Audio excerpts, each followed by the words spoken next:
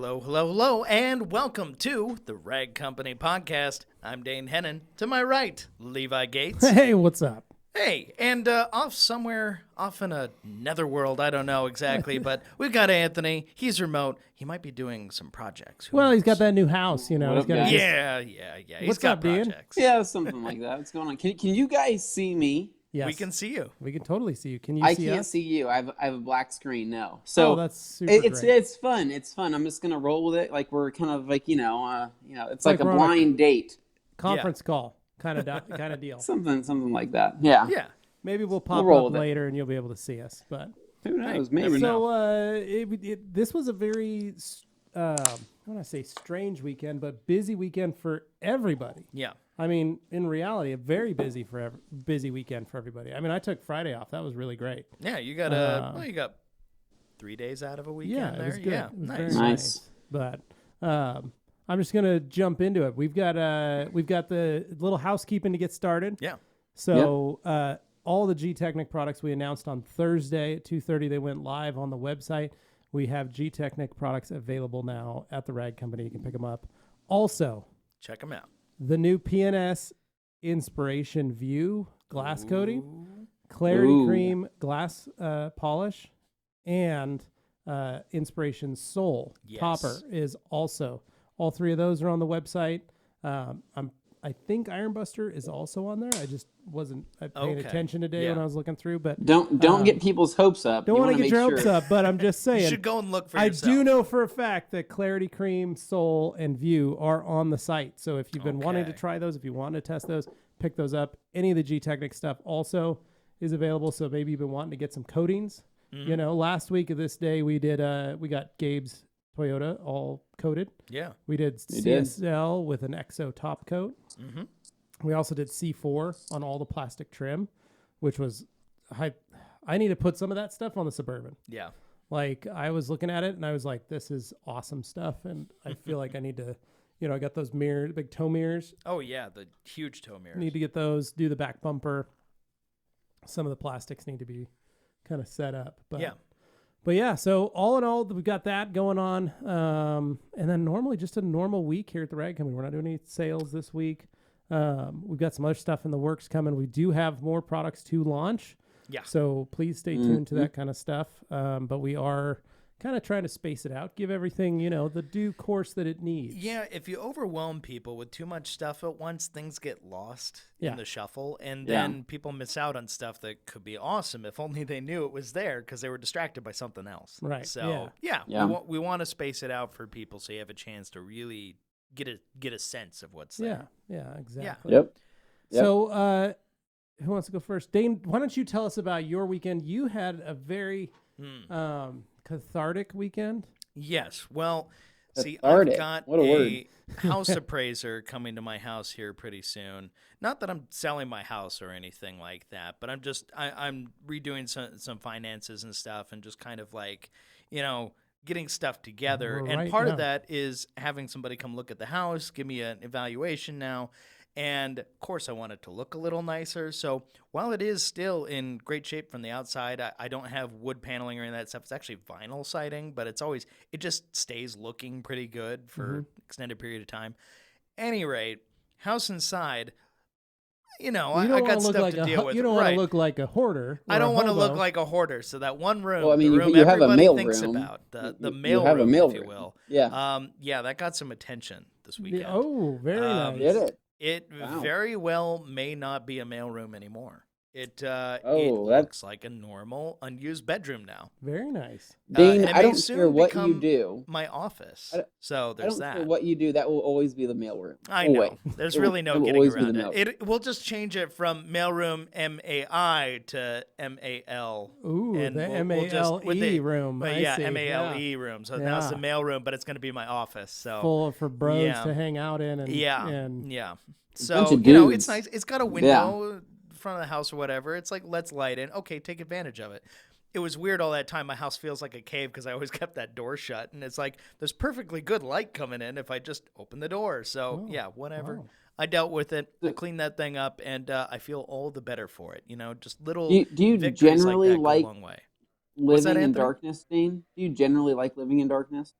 I actually am one of those homebodies who kind of enjoys having, at least not the whole house, but like parts of a house feel like a cave. Okay. Like, even though I don't have a Oh. basement, I would be down with having like a cool basement that's like a man cave kind of thing. Like a I dweller. feel like eventually Yeah, I would like to dwelling. have something like that. I really like mid-century design, as you mhm. know, but having like a mid-century style basement, a finished basement, not an unfinished one, because man, as a kid, grew up having friends who had unfinished basements, just all kinds of terror lived down there. Really? So, Oh. yeah, don't want Well, any you of live that. near the Green River Killer, so Well. I do know that's probably... That is true. So, Yeah. Dane, are you considering refinancing your house? Is that what you're considering doing?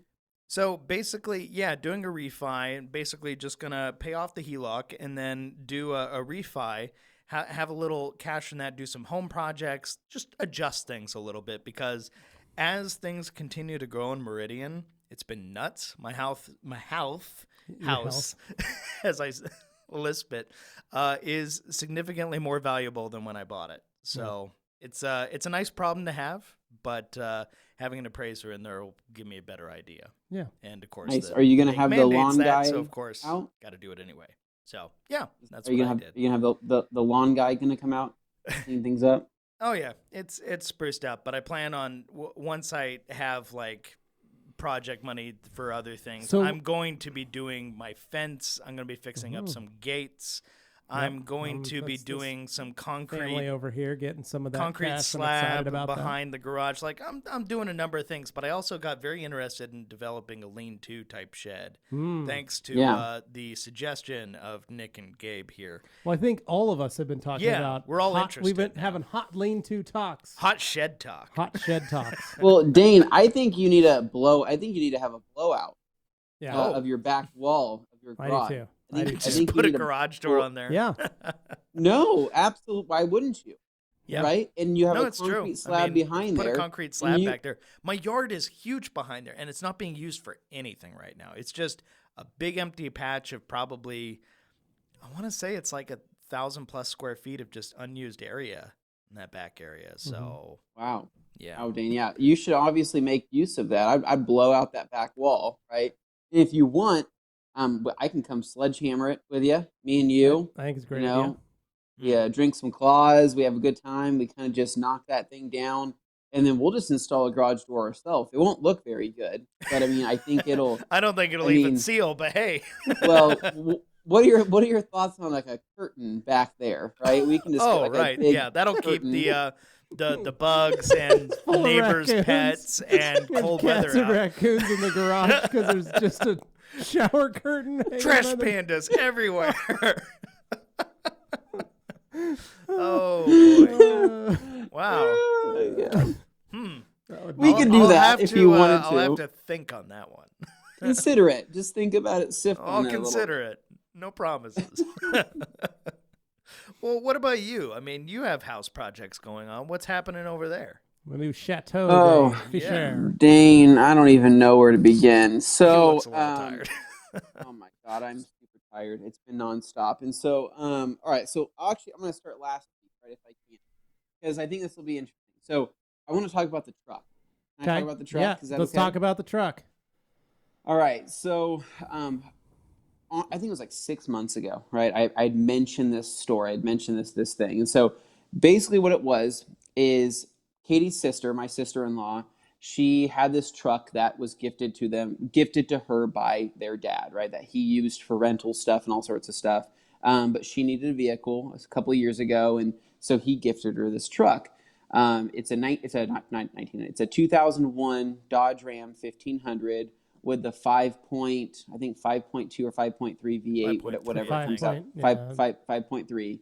And so gifted her this truck. It was in really good shape. It was a nice truck. There's nothing wrong with it. And so she drove it for a couple of years, and then last December, truck started having issues, and she tried to keep up on some of the maintenance, but some of the stuff just, she wrecked it once. She ran over some railroad tracks once, messed up the alignment. There's a few things that she's done to it over the few years, Railroad but tracks messed up the alignment. Well, she was jumping it. no, like the no, Duke boys. no. Okay. Dane. She drove over the non-raised portion of railroad tracks. Oh, so actual like railroad tracks. hit the She tracks literally, without any kind of yes, incline or any kind yes, of like, okay, gotcha. yes. She hit it Threshold. about Yeah. she hit it about 30 miles an hour, right? I'm sure And there's a story so, there. oh, there Yeah, is, that's there like is. I'm not that's going like to get hitting one into of it. those concrete curbs in the Yeah. middle of the road. No, Yeah. that's Yeah. that'll mess up your alignment. Completely Okay. perpendicular. Yeah. I had So, to ask because I know someone else would be wondering the same thing. So the truck has seen some stuff, and I was kind of worried because she has cats, and the cats pee on everything. I know she's transported the cat, so like basically like when I was reminded of this truck, when I heard of this truck, all I could think about was, man, this truck got pretty beat up over the last couple of years. And so last December, she said that the truck started having overheating issues. She said she couldn't drive it for more than 5 minutes without it starting to overheat. And she said that there was a leak in the coolant reservoir is what she said, because she said all this coolant was just flowing out from under the truck. So last December, she parked the truck. She got a new car. She got like a Prius or whatever. So the truck had been sitting in this apartment complex that she doesn't even live at anymore. She moved out 2 months ago. It's And been she left sitting the in truck. She just left it. It's been sitting there for 7 months. Back in December, she had talked about giving us the truck, and she had talked to her dad saying, hey, do you guys want this? Yada, yada, yada. I'm not sure what to do with it. Well, the plan was she was supposed to give us the truck. She was going to go give us the keys, but she was making up this excuse that she needed to go clean out the truck. It was full of all of her stuff. She needed to clean it out. Well, it took her 7 months to clean it out. Literally. And it took so long for her to go back to that truck that I completely forgot about it. I didn't even think about it. And so a couple weeks ago, she stopped by. She dropped off the key, and she said, hey, the truck's ready. It's been sitting. I have no idea what condition or shape it's in. And so it was just kind of like a here you go. Yeah. Now there's another kicker to that. She lost the title. And so... Yeah, that's fine though. You can get them replaced, but it just sucks. It's just a pain. And so she lost the title. She's one of those people. How do I say this? She's very scatterbrained. She's scatterbrained, and she's hard to pin down. So if you ask her to do something, it'll take forever. And you physically would have to pick her up, take her to the title office. Yes. So it was like all my Facebook Marketplace buyers with the truck, basically. So ultimately, I'll be there. What I'm going to not there. So in order to get this title, what I genuinely think is going to have to happen is I'm going to have to fill out all the stuff for the missing title, then take the paper down to her to sign it, right? And then mail it in. That's the only way it's going to happen. She's not going to go down to the DMV. So, but anyway, so there's no title with this truck. So last week I went down there to the apartment complex, checked out the truck. Exterior wise, looked like it was in okay shape, not bad. It had been repainted, probably some type of single stage silver paint or whatever it was. Popped open the hood. Obviously, truck did not start, didn't turn over. The battery is all corroded, so I went down to Walmart, bought a cheap battery, went back, threw it in. To my surprise, truck fired right up. No hesitation. Literally started right up. And I'm like, cool. So drove it back to my old house that was just a mile away. Drove it there, didn't have any issues, didn't overheat, nothing was wrong with it. And then I thought, well, it's empty. There's no gas in it, so I might as well put some gas in it. So on the way to the gas station, truck started overheating. Started overheating so bad to the point where I just had to pull over, let it cool down for 5-10 minutes, start it back up, moved it, go a little closer. So I got gas in it, got back to the house. It took me like 30 minutes to get a 5-minute drive in. But got it back to the house, it sat there. And that's when I came into work, and I kind of explained to Gabe and all of you guys that I don't know what to do with this truck. I don't know if it's worth putting any money into, yada yada yada.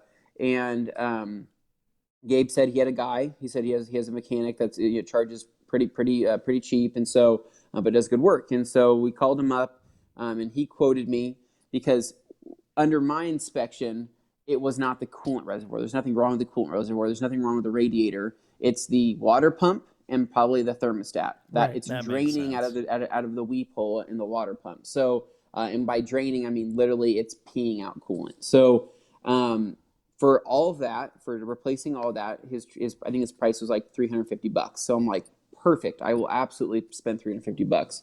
So I got it towed over to Gabe's mechanic that same day. But I was curious, like, what is this truck even worth, right? Is there any backstory? So Nick was kind enough to use a Carfax report that he had extra on the truck, and we pulled it up. And to my surprise, right, I think it's had 2 or 3 previous owners on it. No accidents, no history of anything like that. Has all the maintenance records. It has brand new brakes as of last year. Has newer tires. All the fluids have been changed. It was actually in pretty good shape. And so what was interesting to me is that the Carfax showed that that truck is actually worth about $6,500, which is just crazy to me because they were going to literally salvage this truck. They were going to take it to the yard and get $100 for the car or for the truck. And people love their second gens, man. Dude, and so yeah, second gen. So anyways, I'm just waiting to hear back from the mechanic on when it's up and running and when I can come pick it up. I think he said by tomorrow it should be done. And at that point, I'll have a running truck that I can use. That would have been nice a month ago. But I don't know. I don't have any plans with it. I'm just going to get it, park it, use it when I need it, and figure out the title situation. But my initial thoughts were, do I clean it up, do a full detail on it, get this thing in as good a condition as I can do, and I can either sell it or just drive it or just have it. And think about it in the terms of, like, if you detail it, Katie can drive it. So if she needs to borrow it for something, she can just hop in it. It's clean. It doesn't stink. It's not dirty. And she doesn't feel bad about hopping in, taking it. You know, maybe she's got to go to Lowe's or Home Depot to grab some stuff for the new house. She can just grab that, and you don't have to worry about old men, loading products into your 4Runner. Yeah, I was going to say, that takes all the worry out of the 4Runner, which you're desperately trying to preserve. Yeah. I am. It's a struggle. But so also the interior, right, was absolutely filthy inside. It was still filthy. It was covered in dust, covered in dirt. But it has leather seats. It doesn't have carpet, but it has those rubber vinyl floor, which is easy to clean. It didn't smell bad. It didn't smell like anything, to be honest. It smelled like an old truck, which was good because I thought it was going to smell like cats. So driver's seat would have to be replaced. The leather is so torn, but I think I could probably junkyard that or those are so easy to find. Yeah, find something like that. But no, it's got 4-wheel drive, which is I didn't even know it had 4-wheel drive. Apparently the AC doesn't work though. It does have roll down windows. But it's a what's that version? What's that cab called where the door opens, cab. But it scissor doors or however you. It's an extended cab, but it's got the doors that open. They used to call that the quad cab before they went to the full cruise. Yeah. Gotcha. Okay. So then, so it has a rear seat in it, and it's actually a decent sized rear seat to my surprise. So, I want to get it cleaned up. Maybe we can, depending on how it's running, we can feature it. We can do a quick detail, do an old truck detail for a video. So let us know if that's something that you guys would want to see because it's been untouched. The only thing I did is I did clean the steering wheel because it was covered in skin. I think it was skin. Skin and tanning lotion. Yeah. Which was pretty sick. Old dried tanning lotion. Fun fact though, I used an APC diluted 10-to-1, went to go wipe down like the cruise control buttons and all of that, took that paint right off. All those white, they're gone. It literally took now you don't have any right off. No. So basically what you're saying is it's a satisfying detail. Well, and I don't even know, and I'm thinking, dude, since it baked in the sun for so long, and there's probably all sorts of oils and tanning lotion, all that on there, I think just taking some cleaner into it, it just, like I'm talking, melted off. So I imagine it's just a nice black stock now. Yeah. Yep, I'll have to be pretty careful with cleaning it in the future, but oh well, I mean, whatever, it happens. So you don't have to feel bad about it. That's the nice part. No, I don't. But following that, this last weekend, we're starting to get the old house cleaned up. So we're touching up walls, doing stuff like that. But that house is in really good shape. So we don't have to do a whole lot other than just kind of clean it. And then we're going to have some professional house cleaners come out and do like a really thorough, deep clean, and then get the carpets clean and stuff. So spent some time doing that. And then the garage was something I worked on over the weekend as well. So I painted I did some trimming around the garage door and painted that area because I was going to do that by brush and by roller since I didn't spray that area. So knocked out that in the third bay, moved over all the vehicles. So now I have all the bikes. I have the Evo over there on the third bay. And then I started working on the lighting. So for lighting, I did a lot of research figuring out what kind of lighting I want to go with, because initially I was going to go with those Bria lights, right? Because the Bria lights are super cheap. You get a ton for your money. If you guys haven't checked those out yet, check them out, because they're just a direct plug into an outlet, and they have a little flip switch, and you can connect how many, Levi? Like 6 to 8 of those in a row? Yeah, I think 6. They recommend 6, but I know a lot of people that have done more than that. Yeah. So they're really good lights, and I was thinking about running those, but I really wanted some of those wraparound lights, the kind that just flush mount to the ceiling. So for the lights, I ended up ordering off of Amazon. They're Sunco wraparound. They're 5000K. I don't know the lumens, but they're shop lights. They're pretty damn bright, and I got a 6-pack of those. And what's really cool is that you hardwire those into your existing light outlet. So what I did is I picked up flush mount plates for those outlets, and then sunk the wraparound light flush to the ceiling there, wired all that in. And then what's cool is that each one of those lights can actually daisy chain, right? So what I'm going to have is I have 3 outlets, right? 2 outlets in the main big bay, and then 1 outlet in the third bay. So I'm wiring those vertically. So I'm going to have 3 lights there, and then I'm going to daisy chain, I think either a 3-foot or a 5-foot daisy chain extending from that. So I'll have light in the back of the garage, right? Because that's the biggest problem, is that when it comes to garage lighting, it's always dark by the door, and I really want to illuminate that. So in that 3-car garage, there's going to be 6 wraparound shop lights, and they're 4-footers. You'll be great. They're pretty, it's going to be bright as hell. And because the paint I went with on the garage, I went with the Behr Ultra Pure white, and it's about as white as it gets. So did that, which is really cool. So I wired in 2 of them. The third bay, the garage door opener is kind of right. The garage door opener is right in the way of where the third light would go. So I need to extend those wires. Now I have a question for you guys and maybe some electrical people that are pros at this. In the new wraparound light, right, there is the black and white wire, right, that connect to the existing black and white wires. My ceiling fixtures, right, when I removed the old little screw and fixture and undid it, I have 2 white and I have 2 black coming out of the ceiling. In the LED fixture, I have 1 black and 1 white. Right. Now, there's also a ground in the fixture as well, like an extra ground wire. Yeah. If I don't have a ground coming out of my ceiling, do I need to ground those lights or do something with that ground wire? Does that make sense in the fixture? I would say yes, but I'm not a trained electrician. It's been a long time since I used to install lights at Home Depot into the light fixture area and stuff, because I used to wire those.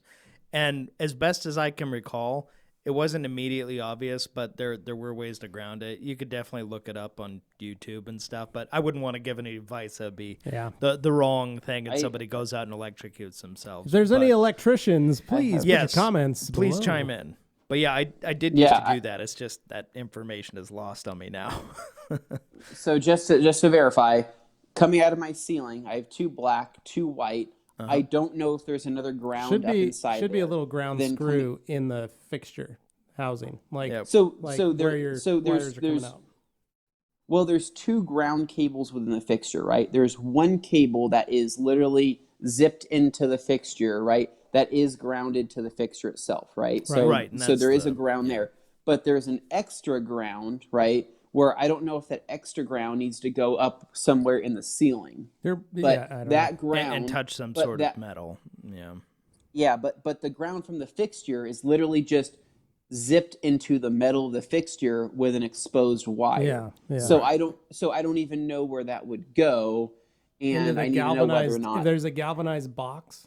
Yeah, usually in something the ceiling, holding it. It should have a spot that you could put a screw in and ground it there, but No, just Point is, I wrap. don't There's know. no, So there's not. It's we'll a see if it's a- anybody yeah. Anyways, yeah. has anything. Time for some we'll WikiHow move or on. eHow or whatever that is. put it on. Dude, I Put looked it on it the up, Rag like- Company podcast discussion group. Take Yes. some pictures. See if there's any amateur Yeah. electricians that want to help you burn down your new house. Yeah. So anyway, so I did that, and then also then last night, I went down and picked up some new Husky cabinets. So I went with the 2 cabinets. So it's going to be kind of OG a little bit. So in the third bay, there's going to be 1 cabinet in the corner in front of the car, and then about a 6-foot gap, 5-foot, 6-foot gap, and then there's going to be another cabinet right there. And so did those last night. Went with the 36-inch wide, 72-inch tall, and 18 inches of depth, right? And so I went with 2 of those. Home Depot has them on sale. I think they're like $240 a piece. Oh, nice. And they're good. They're Yeah. really nice. They're actually I mean, I decent. was Okay. I built them, and I'm like, holy crap, these things are sturdy as hell. I mean, Nice. they're very, very nice cabinets. So I did 2 of those, and so and then in the middle of those 2, I'm going to put up a TV there. I'm thinking I was thinking about it. I would rather have a TV that's kind of like Wi-Fi ready. So I was thinking about getting one of those Roku TVs, and I don't know if anybody's Honestly, had any good yeah, pick up experiences like with one of those those. Elements or TCLs with the Roku built in. It's so easy, and they're Yeah. cheap right Yeah, now, they're man. They're crazy really cheap. cheap. You can get a 4K, like Yeah. 43-inch. Oh, I think they had like I think they had a 32-inch that I was looking at. We're talking below Walmart. $200. Yeah, we're talking $95. Yeah, it's nuts. But I mean, I got my Really? 43-inch that I use for as a a monitor. Wi-Fi. Yeah, Wi-Fi at for a home. 32-inch screen. Wow. Mine at Okay. home, 43-inch was about $220, $250, something like Yeah. that. Like, you can pick them Wow. up for cheap, and honestly, nobody's going to complain about picture quality when you get to a certain threshold if you have it in your garage. It's not Yeah. like you're trying to get the perfect cinematic experience there. So you don't have to Yeah. be a huge snob Yeah. about it. You Right. can really enjoy it for what it is. So I'm planning on mounting a TV between the 2 cabinets there, and then I want to do one of those swivel, kind of where it pops out the wall mounts to where I can swivel it. And then what I'll do is I'll do some type of like hidden wire thing where you one of those plastic strips that hides the wire, and then underneath the TV, because I do have a little bit more space than what I thought. I was thinking about doing one of those wood tables that we have at the Rag Company that we use all of our product videos on. Those are great. I just don't know how long those are, right? They come in different If sizes. it's different lengths. Because if it's 5 feet, I can make it work. I just have no idea what the measurement Yeah, they is have on one those. that's So, like 4 feet, another one that's like 6 feet. They have a 3-footer. They have all different Yeah. sizes. Yeah. So Well, I'm just and trying to if think you of have, ways that I can if you organize have it the more best. vertical space, I'm more than happy to give you my 55-inch plasma that's not being used. That's like one of the last things sitting in the mailroom right now. It just doesn't have a mount. That's all. Yeah. It That's- needs something to but mount that's on. the mail room TV. The MALE room TV. The thing about it is, being a plasma, I don't want to like leave it on the same screen forever. So Oh, is that something you do? Yeah. No. Oh, okay. Plasma gets burn-in, but I know, but is that Yeah, something it that does, that you do a lot? Like leave it on the same. if you just have leave it on? if you have a menu pulled up and it's not on a screensaver or something, you get those like artifacts. but is that something that you actively have to worry about? If I'm using it as a monitor, yes. Okay. Yeah. So if I'm using it as a TV Okay. and I'm just like playing YouTube videos in the background, not a big deal. Okay. But if you leave it on the YouTube Well, because menu, what's that's an issue. well, what's going to happen is Dane's going to give me this TV. I'm going to be like, Dane, why is there a burn-in of John Candy on this TV here? I like Buck, okay? I'm like, Uncle Buck. Uncle Buck. Yeah, I'm like, Well, I started like, to how many watch it times are we gonna and I watch Uncle paused Buck? it and I left it and For then a year. Yeah. You left that TV on for a year? Wow. Well, I was gonna watch it again. Huh. Yeah, but seriously, so- if you want a free one in the meantime, I'm happy to just give it to you because it's a good TV. It's just I don't have a use for it. Yeah. So that makes sense. nice. Okay. Well, I'll let you know. I want something pretty light though, so I don't know how heavy it is. Cause, yeah, this is definitely not that. Dude, that 55-inch drywall, plasma. It's a full glass screen. It weighs like 60, Because 70 I don't pounds. know. I might be able to get the mount into a stud. I'll just have to see how it kind of lines up. But Oh, if yeah, it goes into the definitely. drywall, then I'm gonna have to use drywall anchors Yeah. and get those all zipped up. But Anyways, that was kind of my projects, and then I also did a single headlight conversion on my Speed Triple. I saw that. I which like is that. totally sacrilegious. Like Yeah. because the Triumphs, right? They're known for the two headlights. That's how Street you Fighter spot a kind Triumph of from look. forever away. And I thought about it for the longest time, and there's a company called Motodemic that makes a conversion kit that goes to a single headlight, and the kits basically they're the highest quality, best fitment kit you can get, and so it's sacrilegious, especially to do on my particular bike. Everybody's like, that's like the final version of the round headlight. You should never touch those. But I'm like, you know what? Screw it. So I did it, and it looks badass. It looks super, super good, and actually fits the bike really, really well. So knocked that out, and that took me like 5 hours to do. Really? That much for something that looks so simple? Did you have your welder out there? Did you have to fabricate all that from scratch? Now, No, okay, important question. For a guy who loves resale value and, looking out for that, is it a reversible mop? Completely reversible. Literally, Okay. Yep. it's plug and play, right? So you didn't have to cut anything. You didn't have to do any weird fab work. It's you can just swap it back. So then why did it take 5 hours? Because Anthony had other stuff he was working on. So their version of plug and play, right? So their version, right? When I think plug and play, I think literally unplug, plug back in, right? Yeah, don't call it plug and play if it's not that simple. What they don't tell you is that the plug is located under the fuel tank, under the air box, and you have to remove all of this crap to get it to be plug and play. And they're like, well, don't worry, because once you do it for the first time, you can just relocate those wires to make it easy when you want to reverse it. I'm like, are you kidding me? They're assuming you're doing a lot of these. You're like, I have one bike. Like, this isn't my job. I want to just get this all done. And but of course, when I called the guy yesterday, and I was talking to the guy on the phone who makes the kits and does their YouTube videos, and I'm like, dude, this took me forever. And he's like, yeah, we do it like every day here, so it only takes me like a little bit. But yeah, I guess you're right. I probably should put those in the instructions. I'm like, absolutely, man. Okay. I'm literally sitting there hours. As someone like yourself, like Levi, like myself, we all spend this time making YouTube videos and instructional videos that go out to an audience, and we do our best to make things understandable, whether you're a pro or you're a beginner, something like that. Yes. You think other companies would have figured this stuff out by this point, that if you're going to have something, you can't just assume everybody's like you. You have to adapt and basically empathize with people who are new to this stuff and try and think of ways to help facilitate that. Mm-hmm. And I think a lot of people miss the mark there. So that's unfortunate. Well, and I kind of explain, I'm like, hey, man, I'm like, you guys did a great job. Like, all of the footage is fantastic, right? But you don't go into the specifics of what needs to be specified. You just say, unplug this. And that's when I think to myself, I'm like, I hope that we don't do that in our YouTube videos where we say, just apply this. I hope that, thinking back, that we show people how to apply things or how to do things, because it was frustrating for me being a consumer watching a video that is supposed to be the end all be all of the installation and not have that. And that's why when we do make the IK sprayer deep clean video and the disassembly video here in the future, I want to make sure to be as specific as possible and not, make sure we get the shots that explain these things, because that's a very technical thing that I think people would appreciate, but it needs to be done right. Yeah. Agreed. Sounds good words of wisdom for us to think about. Absolutely. That was my weekend. So, Levi, how did your Friday start? So, all in all, it was a pretty amazing weekend. We took the family up camping. Nice. Utilized the new tent trailer. We headed up to what's called Creekside Campground.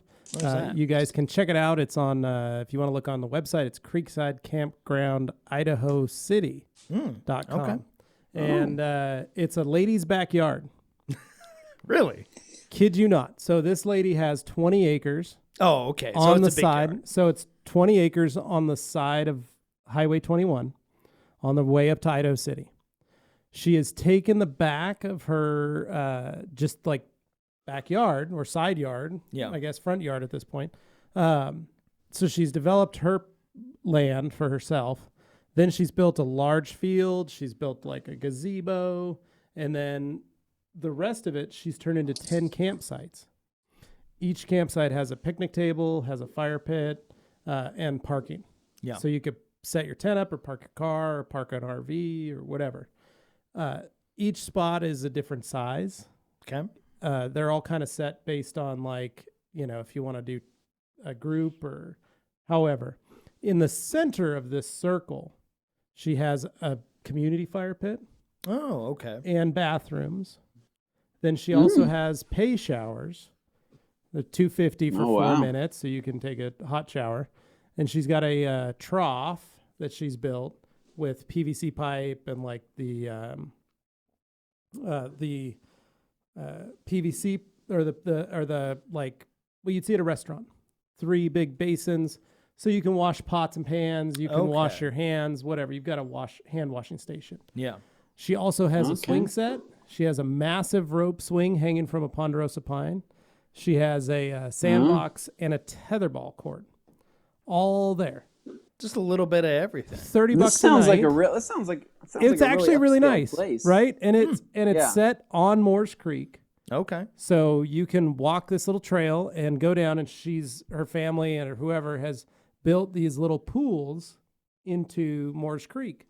So you've got these little swimming holes to be able to hang out. Like a wading area. Yeah. So there's some that are deep, like up to your armpits, and there are some that are like to Augie's ankles or knees, pretty shallow. Sure. But water was really warm, which was nice. Weather was nice. Place was packed. But also had kids. So my kids had a blast because they just played with other kids the whole time. Oh, good. And just spread. Yeah. Just spread the virus. I don't know how I feel about this. So the people next to us had they were sharing the space with 3 other families. Basically 4 families got together, rented 2 spaces, and camped. They were fine. My kids didn't play with their kids. They just did their own thing. And then we had a old couple across from us. So we were in site number 1. They were in site number 10. It was a pair of grandparents, and they had their 3 grandkids with them. So they had a girl and 2 boys, and they were Augie and Hadley's age. So they played with them the whole time. So we just kind of like parsed the kids and said, like, here's hand sanitizer. You guys can go play together. Don't get in each other's faces. Don't cough on each other, kind of thing. But you can't stop children. A kid's going to do what a kid's going to do. Yeah. So especially when they're taking cage. Yeah, but that's not the point of camping. So no, it was not the point of raising kids either. Right. So we took them to their opened up the tent trailer, got it all set up. That was the first time Carly got to see it. Right. So yeah. How did she this actually part go? she actually really liked it. Oh, good. Really? So we were able to kind of just chill out, hang out. We took Watson with us. All in all, it was a great overnight, and we were kind of bummed that we didn't plan to stay a second night, and because there was so much to do for the kids. Like they could go swimming, they could come back, Carly could take a nap. There was tons of stuff that we could do there without even going into Idaho City or going anywhere else. Like that was what was so crazy, and it was literally like 20 minutes from our house. So did you just find this place online, or did you just drive up and discover it? No, 2 years ago we drove by when we were going camping for the first time with the kids. Okay. We pulled in. We were just looking for a campsite. We pulled in, and that's when I found out it was a private campground. You had to make reservations online, but I was like, this is a really nice place. Forgot about it. We went up on 4th of July. We drove by, and I was like, there's that creekside. We should check into that. Yeah. On our way home, I saw the website, and I was like, okay, Creekside Campground, Idaho City. Let's remember that. We got home, and I immediately asked if there was a day and asked for the date that I wanted, and we got it. So, but it's a great place. You can rent the whole place. So I was telling your parents and John that I think next year we should try a rag company camping day, like on a Saturday night, Sunday morning. Yeah. We just rent the whole place for the company. Oh, wow. it's 10 sites. People come up, they pitch their tent, and we spend a Saturday night, Sunday morning. You have to check out by 2:00. But Wow. check-ins at 4 Yeah. p.m., which would work for some of the people that work on a Saturday. We close the store early on Saturdays anyway. So it was just all in like thinking of it's something extremely close. Yeah, it's not. I mean, far. it's not far away at all. like half an hour. Yeah, you're very close to the mountains. Like you're in the mountains. Yeah. Even though you're not that far away out of town, you're very close. So it's very easy to feel like you get away. Sure. It's a beautiful little space and spot. So all in, really good. However, here's the thing that, we didn't have service, right? So my phone sat in the Suburban the whole time. It was amazing. Untethered. So here's what I did. When I came home Saturday night, I just set my phone on the counter and didn't check it. At all. Nice. For the whole Nice. weekend. Wow. 2 things happened. One, I actually spent time with my kids. Always a good thing.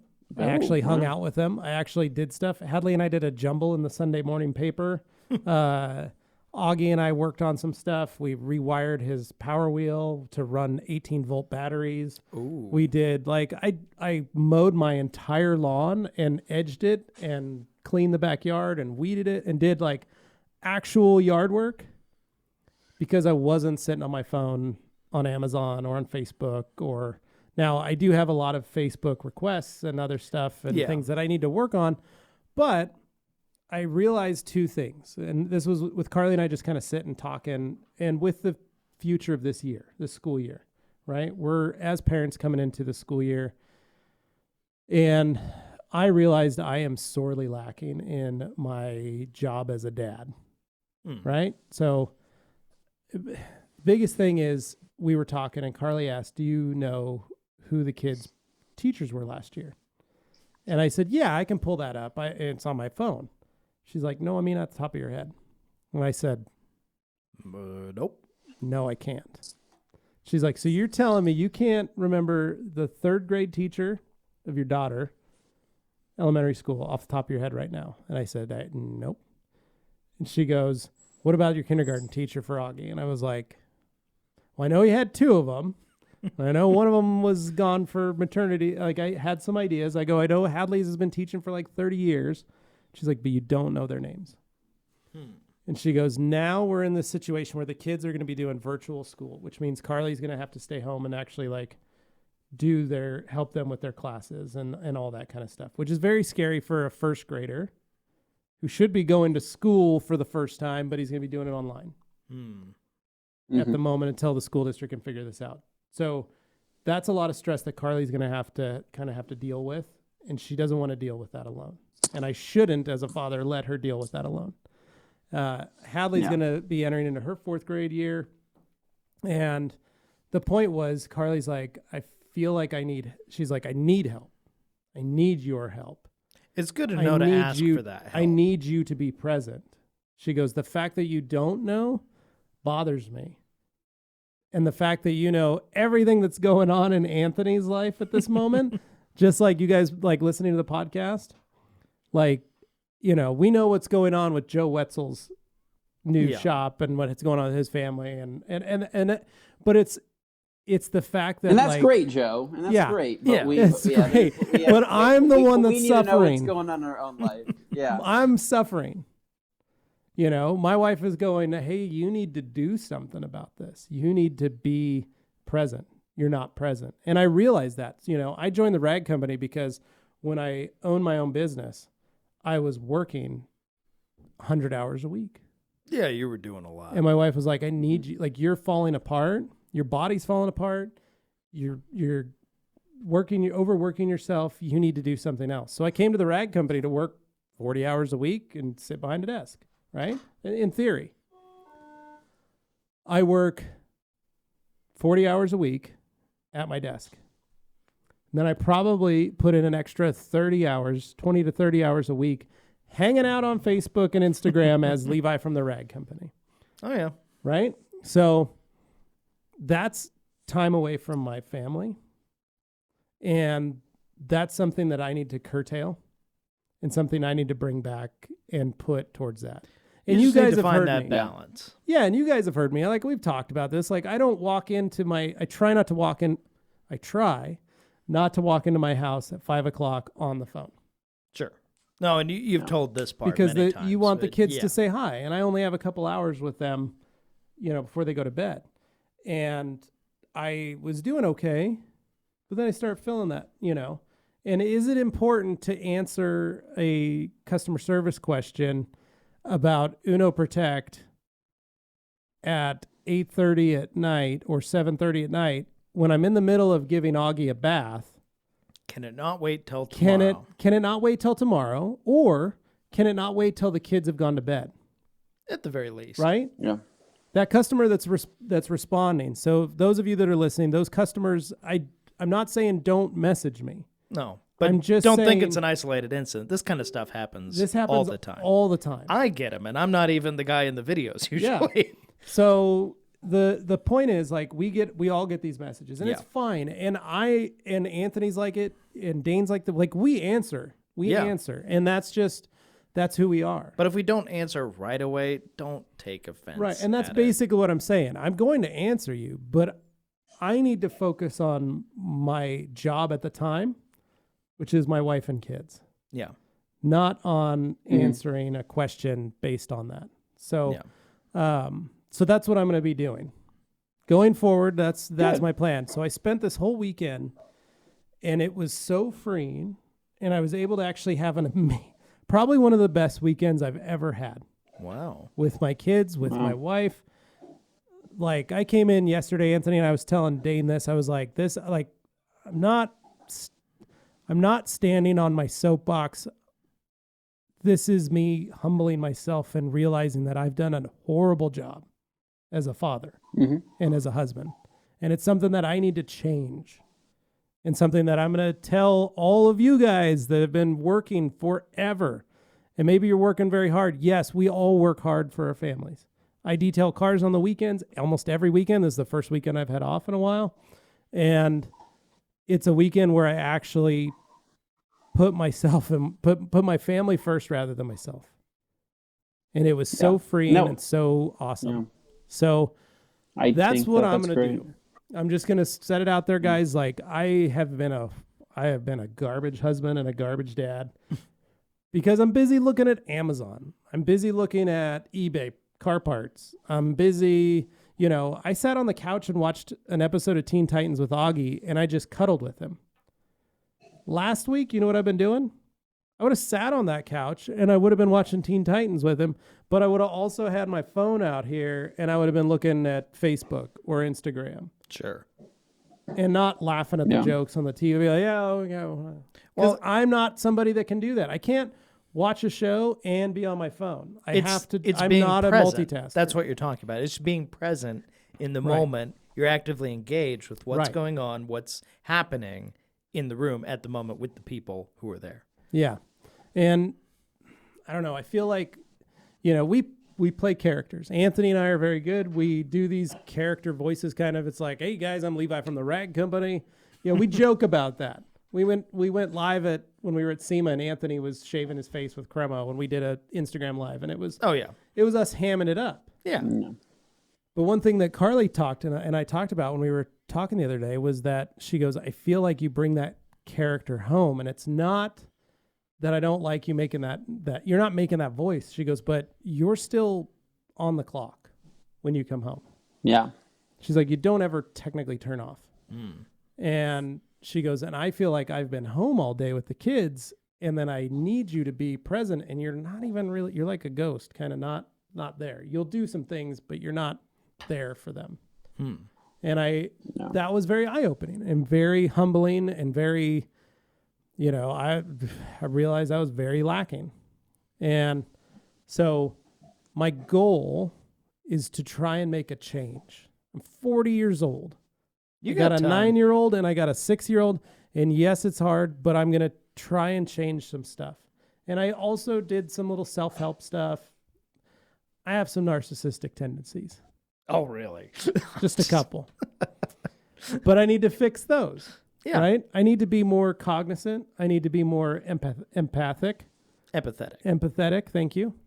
I need to watch, and you and I have had those discussions. Oh no, because I'm a walking, breathing, living, talking empath if there ever was one. Right. So, and I'll let you know. Right. And so, but the point is, I need to fix things. Sure. I need to be a better dad and a better father and a better work partner. And nobody would argue with any of those things, I don't think. Thank you. But I want our customers, our friends to know I'm not ignoring. I'm going to answer you. No. But I'm going to answer you during the work times or when I have time when I'm not with my family. And I started doing that when I first came here. I had a little message that I would pre-wrote and send and go, hey, with the family right now, I'll write you back when I have time. And so many people were like, done, no problem, sorry. And for some reason, I just assumed you still did that. No, like I started answering. When did that start to fade away? Because I feel like you made a big point about it early on, and that was how you were going to do it, and you were very good about it. I don't know, Dane. That's what I mean. Like, Anthony, I don't know, like, if you've noticed trace that it too. back, and figure out, like, okay, let's retrace our steps. Right. And then go, okay, we're not falling into that trap again, whatever it was, and then just evolve. I don't know. And so but Anthony, go ahead. I know what you're saying. No, I think that you're right. It's and Katie says the same thing to me too. Yeah, I mean, it's literally, I mean, it's almost the exact same thing. And while I don't have kids yet, right, I will have kids. And the hard part is that, I do a lot of the same things, right? Where she's like, what are you doing on your phone, right? Like, what are you doing at 10:30 at night, right? And sometimes, right, I could be watching a YouTube video, or I might be on Amazon, or I might be doing something similar. But then there's other times where I'm saying, oh, I'm just answering this guy about work. And she's like, it's 10:30. Why are you answering this guy about work right now? And I'm like, oh, because he's messaging me, and I feel like I have to answer. And it's like this weird pressure that we feel like we have to answer their question, right? Whenever I see like a message, I'm like, oh, they're going to know I read this unless I mark it as unread. Exactly. So I'm going to have to respond back to this. Otherwise, I don't want to look like a total ass. And so I'll answer these questions. I'll do these oddball hours of doing this stuff because really customer service questions never stop. And in today's age of social media, right? The bar has been, I don't even know if it's been raised in a good way, but it's been raised in the way to where people can write you at any time, right? And people will expect a response at any time because just that's how things work. Right. And the really unhinged ones will take 5 minutes of silence and go, oh, okay, now I'm going to put them on blast. I'm going to go say something on Twitter and throw them under the bus and turn it into an event when it doesn't need to be. And they'll turn it into something because they've been trained that's how it works, right? Customer service centers around the world are open 24/7 now because people are expecting an answer, and people don't like to hear that they can't get an answer because everybody feels like they deserve something at any time that they ask. And we're just a towel company, right? We're not some major corporation or anything. We're a privately owned towel company is what we are. We're a family company, and the people you see and a handful of others are the ones answering all these phone calls and emails and stuff. We don't have some crazy call center like anything like that. We're all doing the work. So that's a big part of it. Not to devolve this whole conversation, but I think a lot of people forget that. Well, and I look at it from the standpoint of like our other customer service reps. Yeah. Are they answering those emails and those private messages that we get? Because it all gets funneled and it gets divvied up unless you message us independently. Are they answering them when they're home? Most of them probably not. Right. But granted, there's exceptions. Now, the face of the three of us, the face of the company, we're kind of stuck there, right? Oh, yeah. People think you are. They think I own this place. Yeah. but see, narcissistic comment right there. Well, the fact that people think that doesn't really help. But it's the fact. But I'm a master of shine. Yeah. I am the one and only. Yeah. But it's. I look at that and I was, Carly and I were talking. She's like, look, I'm just as guilty as you are with mommy meme jeans. Like I'm in these group chats. I'm working on these memes and getting this stuff out. She's like, and it feels like when you look at me, I'm just on my phone. And I said, no, I totally get that. And her point was like, I need to be able to turn off my phone too and not answer every question or every comment or whatever. So we started thinking about it. And I said, if we replaced our cell phone with a TV, let's just say it was just a normal TV with all the same smart stuff that we have on it, right? Without messaging. If you needed, let's say, Anthony, you came home from work, right? And you're like, man, I just need to veg. And instead of online shopping or surfing Facebook, you were like, I'm just going to watch one of these TV shows. So you want to watch season 3 of Norseman. And you're going to... I was expecting QVC or something. Yeah. But you're going to watch season 3 of Norseman. Okay.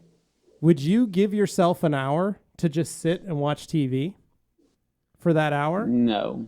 Would you give yourself... If I did have my phone or didn't have my phone? If you didn't have your phone, you had no messaging capabilities, you had no internet or online surfing capabilities. That's all you get. You just get a show. Well, you have a laptop maybe. You could do some online surfing.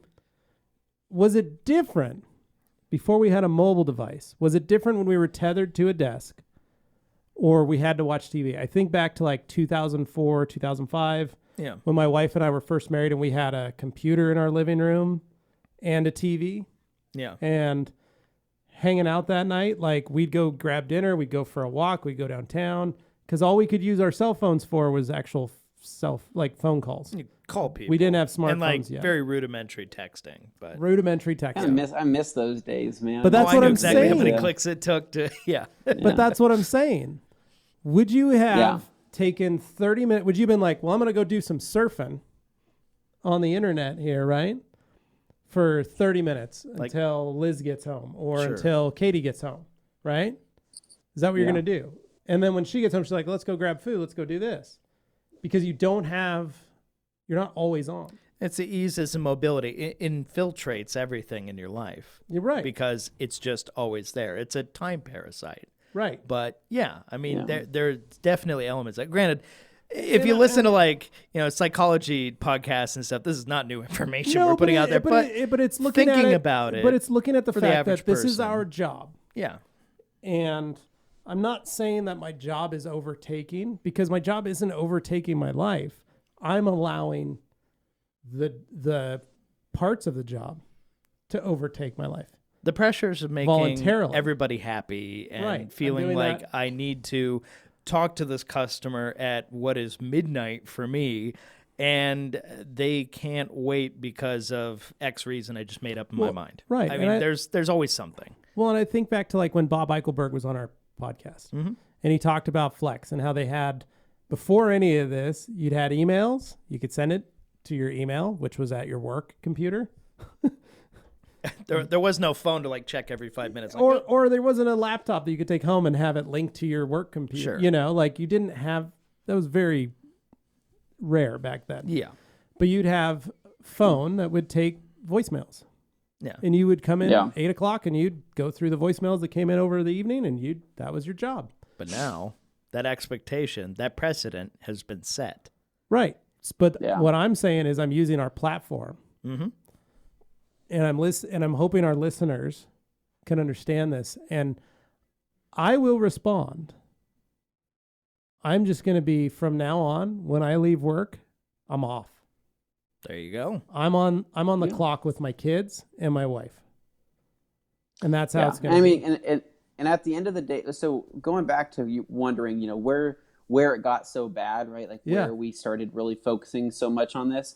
I think that it was kind of like a snowball effect, right? Because we all have this drive where we want the company to keep growing and we want this company to be successful. And everywhere we've gotten today, and you can see your influence directly impact those things. That's what's exciting about it. I mean, granted, you get an adrenaline rush when it happens, and it is exciting. But when do you get there, right? I guess that's the question. Where's the finish line? Because at this point, right, we don't see a finish line, so we're constantly grinding, constantly working. And I think between, last year and the year before that, right, we're between traveling, and we're traveling every single month, and then we're on our phones, we're constantly doing stuff, we're constantly making videos. So it almost like it never seems like it's going to stop, because I think we're all working because We all want to see the company grow. We want to be successful. We want to make sure we have a good retirement. We want to make sure that we continue to make more money, to be able to support our family, to be able to, buy the things that we want in life, right? But where do I don't want there to be a stopping point, but where do you get to a point where you can say, wow, we've done it, and this is a good spot to where we can kind of slowly climb instead of the fast acceleration. And that's kind of the hard part, because I think that most companies, especially startup companies and stuff, right? Startup companies, they love people that are single. They love people that are freshly out of college, that don't have families. They like people that can put a bunch of time and stuff like that, because those are people that can work as hard as they could ever work and grind as hard as they can ever work. And essentially, 3 years ago, the Rag Company was technically at the startup phase, while we were an established company. Less than 10 and we've been around for and we've been around for 20 years. There was less than 10 of us, right? So the thing is the employees and where we are, and as we continue to grow as individuals and humans, we're not going to be the young grinders that we're always going to be. And I want to keep working as much as I can and keep doing all that, but it does get to a point where you're like, man, this is really, it's very consuming, and you have to be really cognizant about that, because it's a career, it's a job that we love, right? But at the end of the day, if that job wasn't there, what do you have? You have your family. And if you don't have a solid foundation, if you haven't built those connections with your family, right, that you should have, right, you're going to feel very unsatisfied. You're going to feel like there's something missing, and you're going to have to restart all over and rebuild those relationships and connections and all that.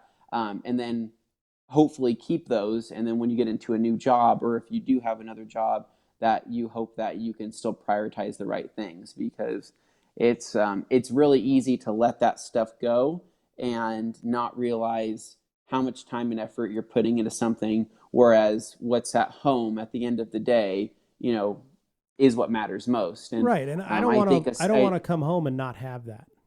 I don't want to come home and find out that, hey, look, guys, I'm going back to my apartment because my wife and I got divorced, and I get to see my kids once a week. But hey, I still got my Facebook, I still got my Instagram, I still still have my job. I still have my job. But it's like, what brings me joy? Yes, the Rag Company brings me immense joy. I love this job. We are so lucky that the three of us and now the rest of us get to do what we do. Oh, yeah. And I love that. But there has to be a balance. And I have to make sure that my wife and my kids are happy with me. And if they're not happy with me, I need to fix that, because I could lose it real quick. Well, if you dread going home, I mean, that's not I don't dread going home. I want to go home. But the point is, like, what am I coming home to? And what am I doing? If I'm coming home and I'm ignoring them, no, you don't. Why am I there? Right? Yeah. But if that goes, all right, if you don't want to be here, then we don't need to be here. Right? Yeah. So you never want to put yourself in that situation. I'm kind of here. Yeah, you're not. I need help. You're not there. Right?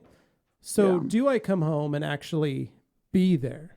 Mm-hmm. Be the dad, be the husband, help my family? Yes, that's what I need to do. If I want to keep that, I have to do that. So point is, I think we're all going to try and find a balance. Oh, yeah. We still want to be able to answer and help you guys any of your questions, which is why we do the podcast, which is why we have our videos, which is why the Q&A is 2 hours of customer service every week. We do so much customer service, probably more than any other company that I know of. I would definitely put us up against anyone in terms of we have service. We have a live chat that happens every day. You go on the website, we've got somebody that'll pop up and it'll help you if you guys have questions. You can call us. Yeah. We will. You send us an email, send us a comment, Instagram, all Facebook, everything, direct messages. Yeah. We answer. You're just going to have to understand that there's only so many hours in the day. Yeah. And there's only so we are a family business, and we need to make sure that we are also taking care of our families. Yeah. Well, and that's all we're asking is to just bear with us. And this lesson granted, this applies to anybody and everybody. So if you're a detailer, especially if you're a detailer and you have this job, you don't have that balance. Oh, yeah, that's rough. Well, it's what I've always. It bothers me that I've always talked about that for detailers. You have. Be honest with your customers. Tell them what you're doing. Hey, put it in your thing. Like, I'll call you back in the morning, and if you need to leave a message, we'll get back to you as soon as possible. If they leave a message at 9 p.m., you don't have to answer that voicemail. You can listen to it and call them back at 8 a.m. in the morning. They will understand. Most reasonable people will understand. Right. When you get the unreasonable ones, you just have to deal with them. But if you're calling for a detail at 9 p.m., 9:30, 10 o'clock, you're calling a business and it goes to voicemail and you leave a voicemail, are you expecting them to call you back at 10:30 p.m.? No. That's what I'm saying. So just note that for certain stuff, you need to make the time. And I've always said that, make the time. But I have been a hypocrite and have not been making that time for my family. So make the time, do better, be better. I think we can all agree with that. Yeah. And the trailer was amazing. Yeah. Going back to that, sorry guys to get out of the weeds there. Trailer was amazing. We had a blast. My kids loved it. Augie got up in the middle of the night and went and peed on a tree, which was awesome. He was very excited about that. He's very proud of that. And I got my kids started on D&D. Dungeons and Dragons. Got them going on D&D. So Wizards of the Coast put out a series of books for kids 7 and up. 3 of them to get them kind of started in the lore. I bought a starter kit, D&D starter kit, to get the kids kind of just started. We'll probably do our first campaign. But it's also looking at that and going like, can I get my kids started in using their imaginations? Oh, and that honestly, like, I get people still like to make fun or whatever. No, like, I know people who do it. They absolutely love it. And that is some of the most creative those people ever get a chance to be. Right. And it's through that they find a vessel where maybe they made friends they wouldn't have otherwise made. You get all that. It's a good tool for kids to learn. Well, and it comes into this also. And the reason we started kind of also thinking about this was, my kids' iPads, they're both broken. Oh. They've dropped them, shattered them. I need to get new screens on them. So they've been without an iPad. So it's trying to think of other things that we can do as a family. So my goal now, I walk in my house, I'm handing my phone to my wife. That's it. Done. That's good. That's good. Here you go. Here's my phone. I'll get it in the morning. End of. Yeah. Now, I'm going to leave the ringer on. Sure. If there's phone calls or messages, like I will randomly go through and look and see what the alerts are. If it's something important, I will respond or I'll call. Let's say your parents call. Yeah. I'll give them a call. What's up? Oh, this is what we want to remind you tomorrow. Do this. Okay. Not a problem. Or, hey, we're doing this video. Make sure you bring, whatever. Yeah. I'll check on that stuff. But any work-related, like customer service stuff is going to be answered at 8 a.m. in the morning when I'm, at work in front of my computer. Yeah. When someone would reasonably expect to be able to get in touch with you. Yeah. So. Yeah. That's it. That's been an awesome conversation. I think it was good. It was heartfelt. And I think a lot of people listening right now can probably relate to some degree or another. I hope so. Nobody's perfect. And to expect anybody to be, don't put that pressure on people. But at the same time, you can put pressure on people to improve. And there's nothing wrong with that if you're reasonable about it. Right. And if they show the willingness to change. Otherwise, you may have to cut your ties there and move on. But in this case, I think this is a perfectly reasonable step. I think it's a good thing. And obviously, you guys weigh in the Rag Company podcast discussion group. I'm sure you all have stories. We want to hear them. Let us know what you think. Yeah. Yeah. Anthony, anything else? No, I think that you touched up on a good subject there. And I think everybody should show their wives or their significant other everything that we have said here, right? To know that we are on the same page and that we get it and we get the same pressure in those type of situations as everybody else. And it's not a bad thing, right? It's not a bad thing to have people that love you and want to spend more time with you, right? Because that's a good thing, and right, and denying that is pretty dumb. So Yeah. just something to think about there. So hopefully they don't think that you're consumed with a bunch of our nonsense all the time, and that you have to get so engulfed in everything that we're doing that you can't focus on them as well, because there is people out there that need your love and attention as well. Right. So. Oh, very fair. Now, one thing I do want to point out, just so nobody gets the wrong idea, we here at the Rag Company, when it comes to actual like company policy, nobody's forcing anybody to do anything that they don't want to do, anything like that. This is because, if I'm being completely honest, when you work here, it's exciting. It's that adrenaline rush. It's like, oh yeah, okay, I'm going to answer that thing. Oh, I want to make sure I take care of that. But it's easy to get sucked into that. And it's the thrill of the chase, doing that stuff and feeling like you're creating stuff. It's exciting. And that does bring you into the fold, whether you mean to be overly involved or not. It can happen very easily because it's enjoyable. So it is kind of that endorphin, all that stuff. So I just want to once again stress that is something that comes from within. It's the enjoyment we get out of talking to you guys, making stuff for you guys, and getting that feedback. That is really fun. But at the same time, it's like getting likes or hearts on social media, stuff like that. There's a certain point where you have to go, okay, this is fun, but it's not everything. So you just have to be able to delineate. So I think that's really, that's the mission here. I look at it as the ego. Yeah. And oh, no question. Like, we're getting our egos stroked. Yeah. But do I need to get my ego stroked by people that maybe I don't know, or they're sending me a compliment on Facebook there's or Instagram? Plenty of haters too who are happy to bring it down a notch. People who I haven't met. Do I need that? Yeah. Or what I really need is my coworkers, my family, my children. That ego is more important. Yeah.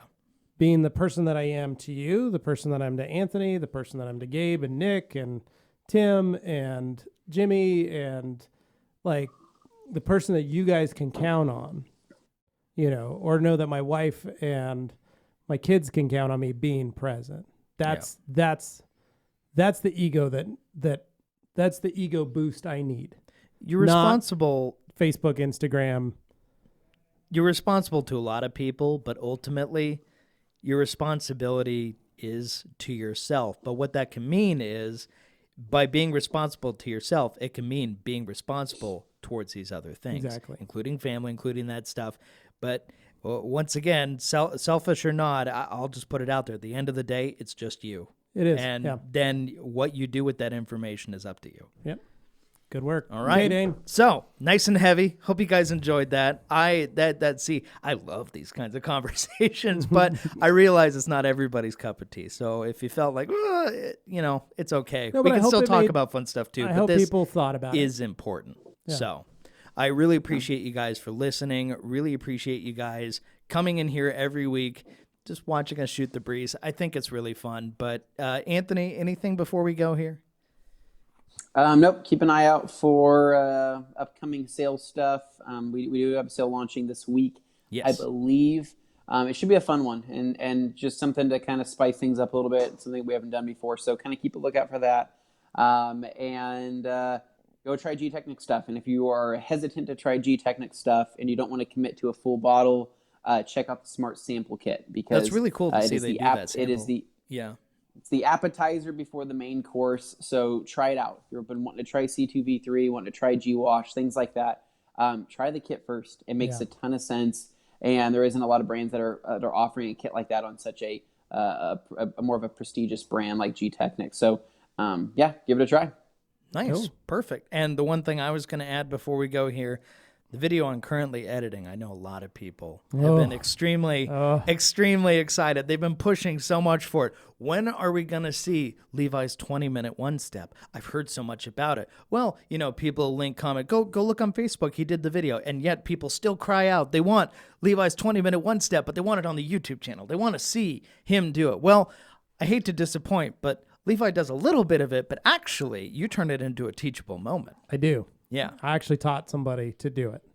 And it's pretty awesome because while this person did have some experience with the polisher, they didn't have a lot. It was like bare minimum. Right. So it was a really good example of how you might expect to accomplish said 20-minute one step. There you go. And I'd ran the clock on this thing.